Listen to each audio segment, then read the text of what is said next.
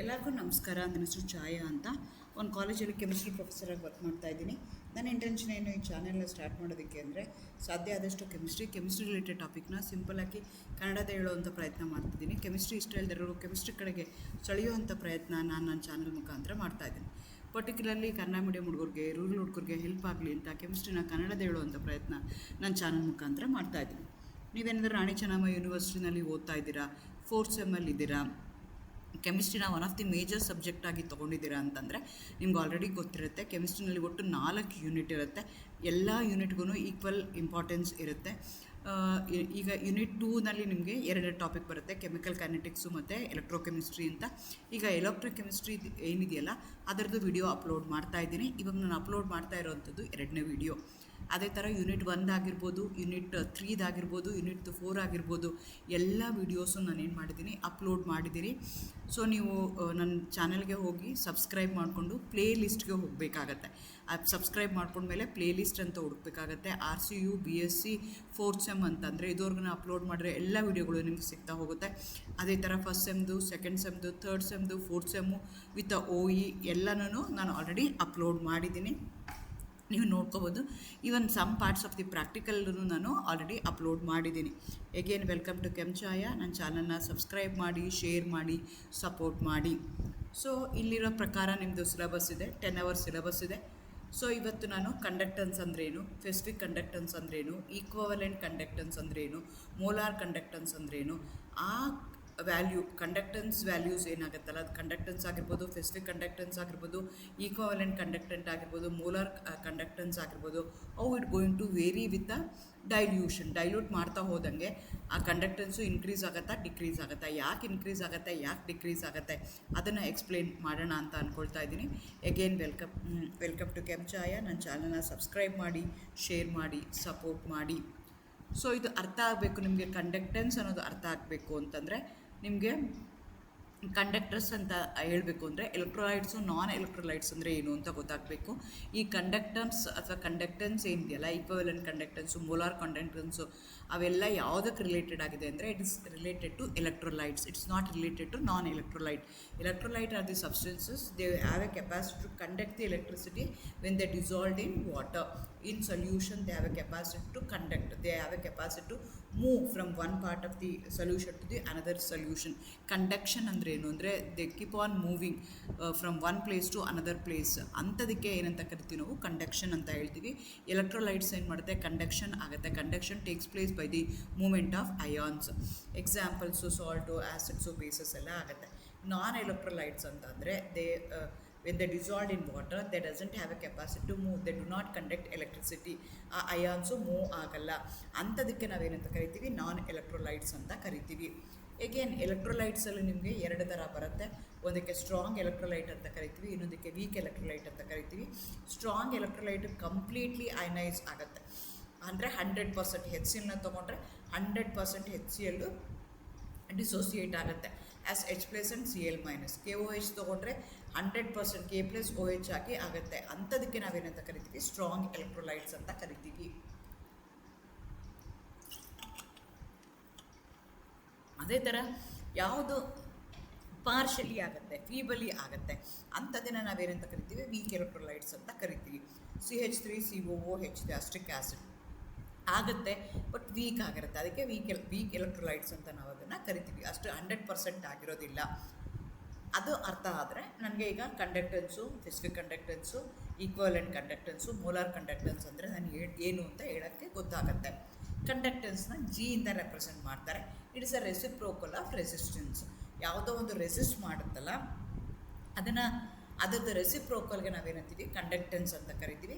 Conductance is nothing but how easily the ions will move, the current flow from one part of the solution to the other part. ಅದಕ್ಕೆ ನಾವೇನಂತ ಕರಿತೀವಿ, conductance ಅಂತೀವಿ. So this takes place only in the case of electrolytes. Electrolytes ಮಾತ್ರ ಏನು ಮಾಡ್ತವೆ, ಕಂಡಕ್ಟೆನ್ಸ್ನ ಮಾಡ್ತವೆ. So ಅದಕ್ಕೆ unit ಯಾವುದು ಅಂದರೆ ಸೈಮೈನ್ ಅಂತ ಹೇಳ್ತೀವಿ. SI ಯೂನಿಟು, ಇಂದ ಅದನ್ನು ರೆಪ್ರೆಸೆಂಟ್ ಮಾಡ್ತಾರೆ.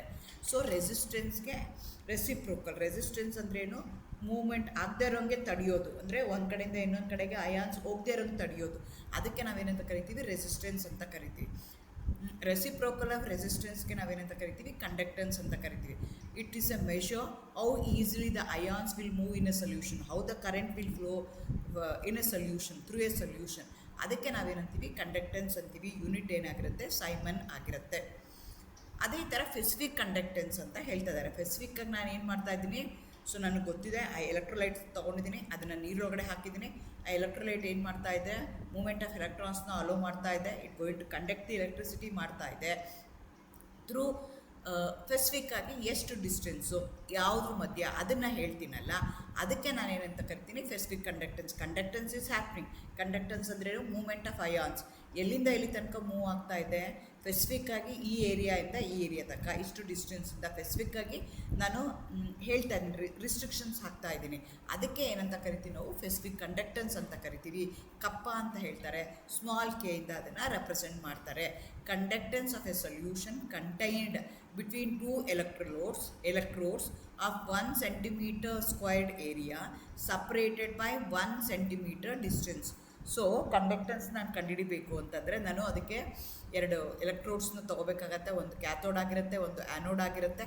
ಸೊ ಅಲ್ಲಿ ಅದರ 2 ಕ್ಯಾಥೋಡ್ ಮತ್ತು ಆ್ಯನೋಡ್ ಮಧ್ಯದಲ್ಲಿ ಏನು ಮಾಡಬೇಕಾಗತ್ತೆ, ನಾನು ಸೊಲ್ಯೂಷನ್ನ ಹಾಕಬೇಕಾಗತ್ತೆ. ಕ್ಯಾಥೋಡು ಮತ್ತು ಆ್ಯನೋಡ್ ಮಧ್ಯದಲ್ಲಿ ಡಿಸ್ಟೆನ್ಸ್ ಎಷ್ಟಿರುತ್ತೆ ಅಂದರೆ 1 ಸೆಂಟಿಮೀಟರ್ ಡಿಸ್ಟೆನ್ಸ್ ಇರುತ್ತೆ ಕ್ಯಾಥೋಡ್ಗೂ ಮತ್ತು ಆ್ಯನೋಡ್ಗೂ. ಸೊ ಆ ಎಲೆಕ್ಟ್ರೋಡ್ದು ಥಿಕ್ನೆಸ್ ಎಷ್ಟಿರುತ್ತೆ ಅಂದರೆ 1 ಸೆಂಟಿಮೀಟರ್ ಸ್ಕ್ವೇರ್ ಏರಿಯಾ ಇರುತ್ತೆ. ಸೊ ಅಲ್ಲಿ ಅಂದರೆ 2 ಎಲೆಕ್ಟ್ರೋಡ್ ಮತ್ತು 1 ಸೆಂಟಿಮೀಟರ್ ಡಿಸ್ಟೆನ್ಸ್ ಇದೆ, ಮತ್ತು ಎಲೆಕ್ಟ್ರೋಡ್ ಥಿಕ್ನೆಸ್ ಎಷ್ಟಿದೆ ಅಂದರೆ 1 cm ಸ್ಕ್ವೇರ್ಡ್ ಏರಿಯಾ. ಅಷ್ಟರ ಮಧ್ಯದಲ್ಲಿ ಕಂಡಕ್ಟೆನ್ಸ್ ಎಷ್ಟಾಗುತ್ತೆ, ಮೂಮೆಂಟ್ ಎಷ್ಟಾಗುತ್ತೆ, ಅದಕ್ಕೆ ನಾವೇನಂತ ಕರಿತೀವಿ, ಸ್ಪೆಸಿಫಿಕ್ ಕಂಡಕ್ಟೆನ್ಸ್. ಸ್ಪೆಸಿಫಿಕ್ ಆಗಿ ಬಿಟ್ವೀನ್ ದೀಸ್ 2 ರೀಜನ್, ಸ್ಪೆಸಿಫಿಕ್ ಆಗಿ ಈ ಏರಿಯಾದಲ್ಲಿ ಕಂಡಕ್ಟೆನ್ಸ್ ಎಷ್ಟಾಗತ್ತೆ ಅಂತ ಕಂಡುಹಿಡಿತೀನಲ್ಲ, ಅದಕ್ಕೆ ನಾನೇನಂತ ಕರಿತೀನಿ, ಸ್ಪೆಸಿಫಿಕ್ ಕಂಡಕ್ಟೆನ್ಸ್ ಅಂತ ಕರಿತೀನಿ. Represent the conductance per unit length per unit cross section. 1 centimeter square area, 1 centimeter distance per unit length and unit cross section. ಅದಕ್ಕೆ ನಾವೇನಂತ ಕರಿತೀವಿ, ಸ್ಪೆಸಿಫಿಕ್ ಕಂಡಕ್ಟೆನ್ಸ್ ಅಂತ ಕರಿತೀವಿ. ಕಪ್ಪ ಅಂತ ಹೇಳ್ತಾರೆ. ಕಪ್ಪ ಇಸ್ ಈಕ್ವಲ್ ಟು 1/ρ. ರೋ ಅಂದರೆ ರೆಸಿಸ್ಟಿವಿಟಿ ಆಫ್ ಎ ಸೊಲ್ಯೂಷನ್. ಆ ಸೊಲ್ಯೂಷನ್ದು ರೆಸಿಸ್ಟಿವಿಟಿ ಎಷ್ಟಿದೆ ಅಂತ ನಾನು ಕಂಡುಹಿಡಿಬೇಕಾಗತ್ತೆ. ಅದೇ ಥರ ಇದಕ್ಕೆ ಎಸ್ ಐ ಯೂನಿಟ್ ಏನು ಅಂದರೆ ಸೈಮನ್ಸ್ ಪರ್ ಮೀಟರ್. ಸೊ ರೆಸಿಸ್ಟಿವಿಟಿನ ನಾನು ಏನು ಮಾಡ್ತೀನಿ ಅಂತಂದರೆ ಮೀಟ್ರಲ್ಲಿ ಹೇಳ್ತೀನಿ. ಹಂಗಾಗಿ ಇದಕ್ಕಾದರೆ ಏನಾಗುತ್ತೆ, ಕಪ್ಪಾಗಾದರೆ ಸೈಮನ್ ಅಂತ ಹೇಳ್ತೀವಿ. ಸಾರಿ, ರೆಸಿಸ್ಟೆನ್ಸ್ಗೆ 1/ರೆಸಿಸ್ಟೆನ್ಸ್ಗೆ ಸೈಮನ್ ಅಂತೇಳಿ, siemens per metre is the unit. ಅದೇ ಥರ ಈಕ್ವಲೆಂಟ್ ಕಂಡಕ್ಟೆನ್ಸ್ ಅಂತ ಹೇಳ್ತೀವಿ. Conductance of all the ion produced by 1 gram equivalent of an electrolyte in solution. So ನಾವು ಹೆಂಗೆ ನಾರ್ಮಾಲಿಟಿ ಅಂತ ಕನ್ಸಿಡರ್ ಮಾಡ್ತಾರೆ, gram equivalent weight of a solution, gram equivalent of an electrolyte I am going to dissolve in a solution. 1 gram, for example sodium ಹೈಡ್ರಾಕ್ಸೈಡ್ನ ತೊಗೊಂಡ್ರೆ 40 gram equivalent weight. 40 grams of ಎಲೆಕ್ಟ್ರೋಲೈಟ್ನ ನಾನು ಏನು ಮಾಡ್ತಾ ಇದ್ದೀನಿ, 40 grams of sodium hydroxide I am dissolving in solution. ಅದರಲ್ಲಿ ಎಷ್ಟು conductance ಆಗುತ್ತೆ, ಎಷ್ಟು ಅಯಾನ್ಸ್ ಕಂಡಕ್ಟ್ ಆಗುತ್ತೆ ಅದನ್ನು ಕಂಡುಹಿಡಿತೇನಲ್ಲ, ಅದಕ್ಕೆ ನಾನೇನಂತ ಕರಿತೀನಿ, ಈಕ್ವಲೆಂಟ್ ಕಂಡಕ್ಟೆನ್ಸ್. ಲ್ಯಾಂಬ್ಡಾ ಈಕ್ವಿ ಅಂತ ಬರೀತಾರೆ. Conductance of all the ions produced by 1 gram equivalent of an electrolyte in a solution. ಅದಕ್ಕೆ ನಾನೇನಂತ ಕರಿತೀನಿ, ಈಕ್ವಲೆಂಟ್ ಕಂಡಕ್ಟೆನ್ಸ್ ಅಂತ ಕರಿತೀನಿ. Equivalent conductance is equal to kappa into 1000 divided by N ಅಂತ ಹೇಳ್ತೀವಿ.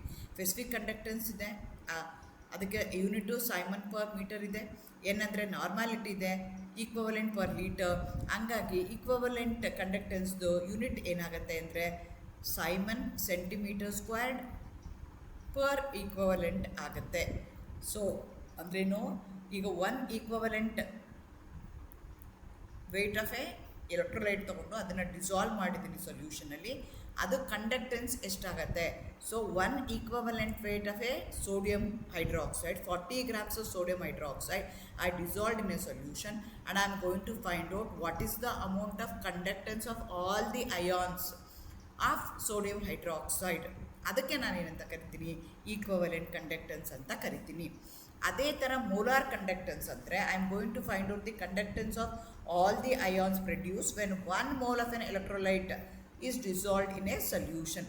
ಹೇಗೆ ಗ್ರಾಮ್ ಈಕ್ವಲೆಂಟ್ ವೆಯ್ಟ್ನ ಡಿಸಾಲ್ವ್ ಮಾಡಿದಾಗ ಅದಕ್ಕೆ ಈಕ್ವಲೆಂಟ್ ಕಂಡಕ್ಟೆನ್ಸ್ ಅಂತ ಹೇಳಿದ್ನಲ್ಲ, ಅದೇ ಥರ ಮಾಲಿಕ್ಯುಲರ್ ವೆಯ್ಟ್ನ of the substance of an electrolyte ತೊಗೊಂಡು ಅದನ್ನು ಡಿಸಾಲ್ವ್ ಮಾಡಿದಾಗ ಎಷ್ಟು ಕಂಡಕ್ಟೆನ್ಸ್ ಆಗುತ್ತೆ ಅಂತ ಕಂಡುಹಿಡಿತೀನಲ್ಲ, ಅದಕ್ಕೆ ನಾನು ಮೋಲಾರ್ ಕಂಡಕ್ಟೆನ್ಸ್ ಅಂತ ಕರಿತೀನಿ.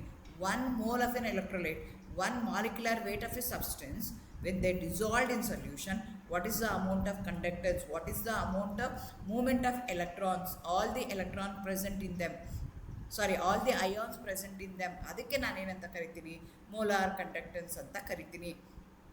ಇದನ್ನು ಲ್ಯಾಬ್ಡಾ ಎಮ್ ಅಂತ ಹೇಳ್ತಾರೆ.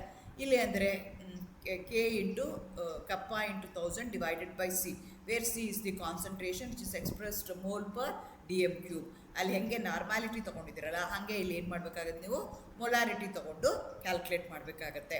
ಇದರ ಯೂನಿಟ್ ಏನಾಗುತ್ತೆ, ಸೈಮನ್ ಮೀಟರ್ ಸ್ಕ್ವೇರ್. ಅಲ್ಲಿ ಸೈಮನ್ ಸೆಂಟಿಮೀಟರ್ ಸ್ಕ್ವೇರ್ ಈಕ್ವಲೆನ್ಸ್ ಇತ್ತು, ಇಲ್ಲಿ siemens metre square per molecule ಆಗುತ್ತೆ ನಿಮಗೆ. ಹಾಗಾದರೆ ರಿಲೇಷನ್ಶಿಪ್ ಈಕ್ವಲೆಂಟ್ ಕಂಡಕ್ಟಿವಿಟಿ ಮತ್ತು ಮೋಲಾರ್ ಕಂಡಕ್ಟಿವಿಟಿಗೆ ಏನು ಸಂಬಂಧ ಅಂತಂದರೆ, ಮೋಲಾರ್ ಕಂಡಕ್ಟಿವಿಟಿಗೆ ಮತ್ತು ಈಕ್ವಲೆಂಟ್ ಕಂಡಕ್ಟಿವಿಟಿಗೆ ಎನ್ ಫ್ಯಾಕ್ಟ್ರನ್ನ ಕನ್ಸಿಡರ್ ಮಾಡ್ತೀವಿ. That is called as velocity ಫ್ಯಾಕ್ಟರ್ನ ಹಾಕ್ಕೊಂಡು ಕ್ಯಾಲ್ಕುಲೇಷನ್ನ ನಾವು ಮಾಡ್ತಾ ಹೋಗ್ತೀವಿ. ಓಕೆ, ಈಗ ಏನಾಯಿತು, ಕಂಡಕ್ಟೆನ್ಸ್ ಅಂದರೆ ಏನು ಅಂತ ಗೊತ್ತಾಯಿತು, ಸ್ಪೆಸಿಫಿಕ್ ಕಂಡಕ್ಟೆನ್ಸ್ ಅಂದರೆ ಏನು ಅಂತ ಗೊತ್ತಾಯಿತು, ಅದೇ ಥರ ಈಕ್ವಲೆಂಟ್ ಕಂಡಕ್ಟೆನ್ಸ್ ಅಂದರೆ ಗೊತ್ತಾಯಿತು, ಮಾಲಿಕ್ಯುಲರ್ ಕಂಡಕ್ಟೆನ್ಸ್ ಅಂದರೆ ಏನು ಅಂತ ಗೊತ್ತಾಯಿತು. ಈಗ ಏನು ಮಾಡ್ತಾ ಇದ್ದೀನಿ ನಾನು, ಅದಕ್ಕೆ ನೀರು ಹಾಕ್ತಾ ಇದ್ದೀನಿ, ಸೊಲ್ಯೂಷನ್ ಏನು ಮಾಡ್ತಾ ಇದ್ದೀನಿ, ಡೈಲ್ಯೂಟ್ ಮಾಡ್ತಾ ಇದ್ದೀನಿ. ನಾನೀಗ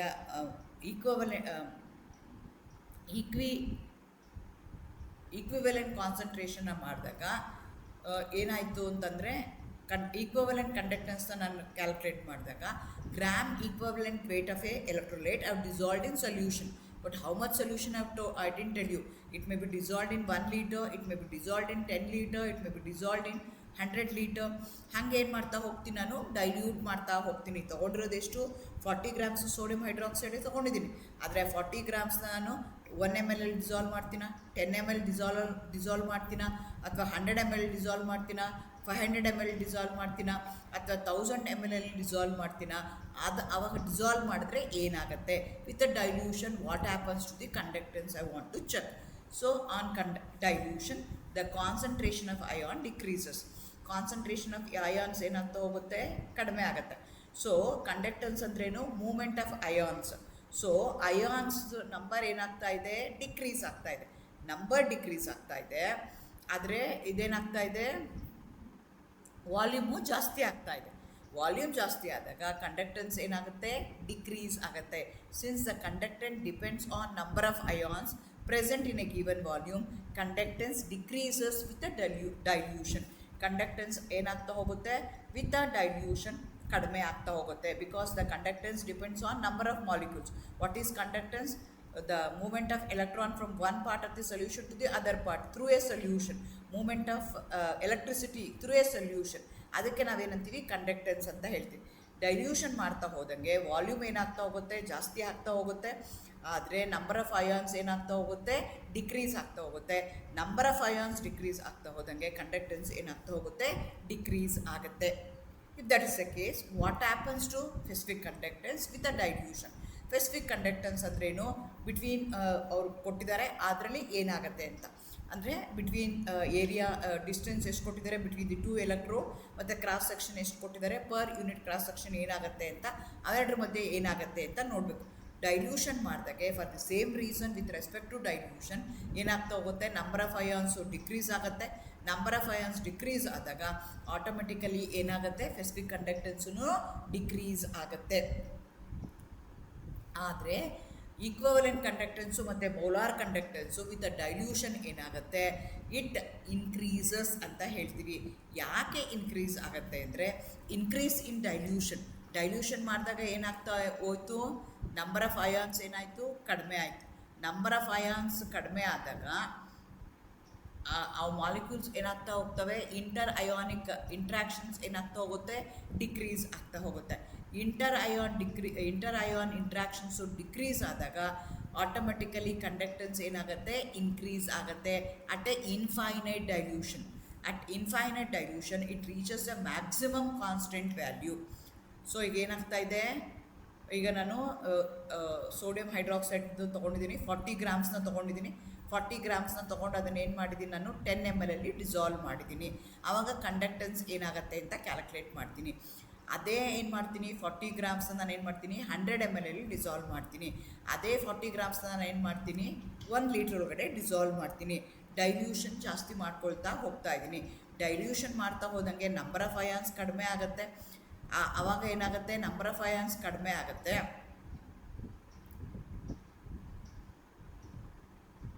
ನಂಬರ್ ಆಫ್ ಅಯಾನ್ಸ್ ಕಡಿಮೆ ಆದಾಗ ಅವು ಫಾಸ್ಟಾಗಿ ಮೂವ್ ಆಗ್ತವೆ. ಯಾಕೆ ಅಂದರೆ ಇಂಟರ್ ಅಯಾನಿಕ್ ಇಂಟ್ರಾಕ್ಷನ್ಸು ಡಿಕ್ರೀಸ್ ಆಗ್ತಾ ಹೋಗುತ್ತೆ. ಇಂಟರ್ ಅಯಾನಿಕ್ ಅಟ್ರಾಕ್ಷನ್ಸು ಡಿಕ್ರೀಸ್ ಆದಾಗ equivalent conductance with a dilution increase ಆಗುತ್ತೆ. ಅದೇ ಥರ molar conductance also increases with dilution for the same reason. Strong electrolyte ಇತ್ತು ಅಂತಂದರೆ molecular conductance slightly with a dilution due to reduced ion interaction. Weak electrolyte ಇತ್ತು ಅಂದರೆ sharply with a dilution because ionization itself increases. For example acetic acid ಹೇಗೆ ಆಗುತ್ತೆ ಅನ್ನೋದಕ್ಕೆ ನಮಗೆ Kohlrausch law ಇಂದ ಹೇಳುತ್ತೆ. ಅಟ್ ಇನ್ಫೈನೈಟ್ ಡೈಲ್ಯೂಷನ್ ಏನಾಗುತ್ತೆ, what happens to the conductance, what happens to the specific conductance, what happens to the equivalent conductance, what happens to the molar conductance at an infinite dilution. ಅದು ಹೇಳೋದಕ್ಕೆ ಇನ್ನೊಂದು theory ಇದೆ, that is called as Kohlrausch law ಅಂತ of infinite dilution. ಅದನ್ನು ನಾನು next ವೀಡಿಯೋದಲ್ಲಿ ಹೇಳ್ತೀನಿ. ಇವತ್ತಿನ ವೀಡಿಯೋದಲ್ಲಿ ನಾನು ಇಷ್ಟು ಮಾತ್ರ ಹೇಳ್ತಾ ಇದ್ದೀನಿ. Effect of dilution on conductivity ಆ ಥರ ಕೇಳಿದ್ರೆ specific conductance decreases with a dilution. Equivalent and molar conductance increases with a dilution reaches the maximum value. Conductance of all the electrolyte increases with temperature. So ಇಲ್ಲೊಂದು graph ಕೊಟ್ಟಿದ್ದೀವಿ ನೋಡಿ. Molar conductance ಏನಾಗ್ತಾ ಇದೆ, ಕಾನ್ಸಂಟ್ರೇಷನ್ನ decrease ಮಾಡ್ಕೊಳ್ತಾ ಬಂದಂಗೆ, ಕಾನ್ಸಂಟ್ರೇಷನ್ನ increase ಮಾಡ್ತಾ ಹೋದಂಗೆ, ಡೈಲ್ಯೂಷನ್ನು ಜಾಸ್ತಿ ಆಗ್ತಾ ಹೋದಂಗೆ ನಿಮಗೆ ಕಂಡಕ್ಟೆನ್ಸ್ ಏನಾಗ್ತಾ ಇದೆ, ಮೋಲಾರ್ ಕಂಡಕ್ಟೆನ್ಸ್ ಏನಾಗ್ತಾ ಇದೆ ವಿತ್ ಅ ಡೈಲ್ಯೂಷನ್ ಇನ್ಕ್ರೀಸ್ ಆಗ್ತಾ ಇದೆ. ಸ್ಟ್ರಾಂಗ್ ಎಲೆಕ್ಟ್ರೋಲೈಟ್ಗೆ ಪ್ರಾಬ್ಲಮ್ ಆಗುತ್ತೆ, ವೀಕ್ ಎಲೆಕ್ಟ್ರೋಲೈಟ್ಗೂ ಅದು ಆಗ್ತಾ ಹೋಗುತ್ತೆ. ಸ್ಟ್ರಾಂಗ್ ಎಲೆಕ್ಟ್ರೋಲೈಟ್ಗೆ ಏನಾಗ್ತಿದೆ ಅಂದರೆ ವಿತ್ ಅನ್ ಎಕ್ಸಾಂಪಲ್ KCl ನೋಡಿ ಈ ಥರ ಡಿಕ್ರೀಸ್ ಆಗ್ತಾ ಇದೆ. ಆದರೆ ವೀಕ್ ಎಲೆಕ್ಟ್ರೋಲೈಟ್ಗೆ ಈ ರೀತಿಯಾಗಿ ಇನ್ಕ್ರೀಸ್ ಆಗ್ತಾ ಇದೆ. ಮೋಲಾರ್ ಕಂಡಕ್ಟೆನ್ಸ್ ಏನಾಗ್ತಾ ಇದೆ ವಿತ್ ಅ ಡೈಲ್ಯೂಷನ್ ಇನ್ಕ್ರೀಸ್ ಆಗ್ತಾ ಇದೆ. ಇಲ್ಲಿ ವ್ಯಾಲ್ಯೂಸ್ ನಿಮಗೆ ತೋರಿಸ್ತಾ ಇದ್ದಾರೆ. ಇಲ್ಲಿ ಕಾನ್ಸಂಟ್ರೇಷನ್ ತೊಗೊಂಡಿದ್ದಾರೆ, ಇಲ್ಲಿ ಮೋಲಾರ್ ಕಂಡಕ್ಟೆನ್ಸ್ ತೊಗೊಂಡಿದ್ದಾರೆ. ಸ್ಟ್ರಾಂಗ್ ಎಲೆಕ್ಟ್ರೋಲೈಟ್ಗೆ ಈ ಥರ ಆಯಿತು, ವೀಕ್ ಎಲೆಕ್ಟ್ರೋಲೈಟ್ಗೆ ಈ ಥರ ಆಯಿತು. ಸೊ ನಾನು ಹೇಳ್ದಂಗೆ Kohlrausch law of independent migration of ions and its application ಅದನ್ನು ನಾನು ನೆಕ್ಸ್ಟ್ ವೀಡಿಯೋದಲ್ಲಿ ಇನ್ ಡೀಟೇಲ್ ಆಗಿ ಹೇಳೋಣ ಅಂತ ಅಂದ್ಕೊಳ್ತಾ ಇದ್ದೀನಿ. If you have any questions you can comment below. Like, share and subscribe for more such chemistry videos. Thank you. All the best.